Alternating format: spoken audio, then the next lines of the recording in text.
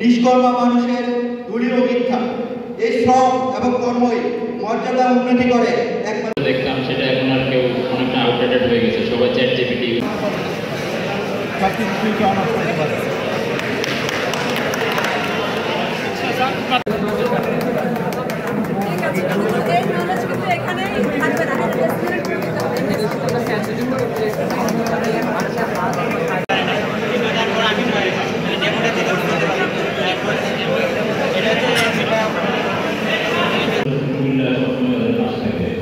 আমি আসলে বক্তব্য দীর্ঘায়িত করতে চাই না। যারা এই প্রতিযোগিতায় অংশগ্রহণ করছেন সবাইকে বাংলাদেশের আর্থসামাজিক এবং অর্থনৈতিক উন্নয়নে কারিগরি শিক্ষার কোনো বিকল্প নেই। তথাপিও এই কারিগরি শিক্ষার পেছনে আমরা দেখতে পাই জনগণের নেতিবাচক ধারণা এবং সোশ্যালিস্টিক ভাব। ওয়ালটন এখন দেশের সীমানা পেরিয়ে পৌঁছে গিয়েছে 50টিরও বেশি দেশে।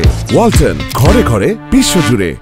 আজকের এই আয়োজনের মাধ্যমে আমরা একটি মেসেজ বা বার্তা সকলকে দিতে চাই যে কারিগরি শিক্ষার প্রতি মানুষের যে নেগেটিভ এবং সোশ্যালিস্টিক ভাব রয়েছে, আসুন আমরা সকলে মিলে একটি প্রত্যয় করি যাতে এই নেতিবাচক ধারণা আমরা দূরীকরণ করতে পারি, পাশাপাশি কারিগরি শিক্ষাকে এগিয়ে নিয়ে যেতে পারি।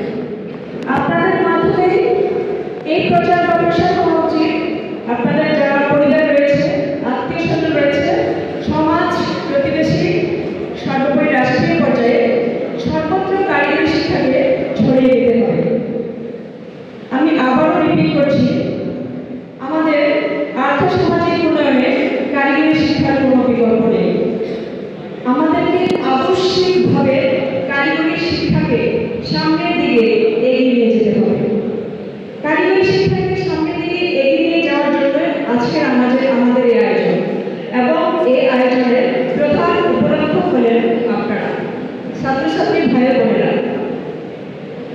এখানে মোট 15টি স্টল রয়েছে, সো ফার মাই নলেজ গোজ, এবং প্রতিটি স্টলে 3 জন করে পার্টিসিপেন্ট অংশগ্রহণ করবে। একটি মূল্যায়ন কমিটি করা হয়েছে। দিন শেষে মূল্যায়ন কমিটি কর্তৃক মূল্যায়ন করা হবে, এবং যারা টপ মোস্ট পজিশন হোল্ড করবে তারাই ন্যাশনাল রাউন্ডে অংশগ্রহণ করবে এবং ইন্টারন্যাশনাল রাউন্ডে অংশগ্রহণ করবে। এটি আপনাদের জন্য একটি বড় সুযোগ। সৃজনশীল মানুষ হতে হবে, আমাদের মননশীল মানুষ হতে হবে, আমাদের চিন্তার ক্ষেত্র সুদূর প্রসারিত হবে।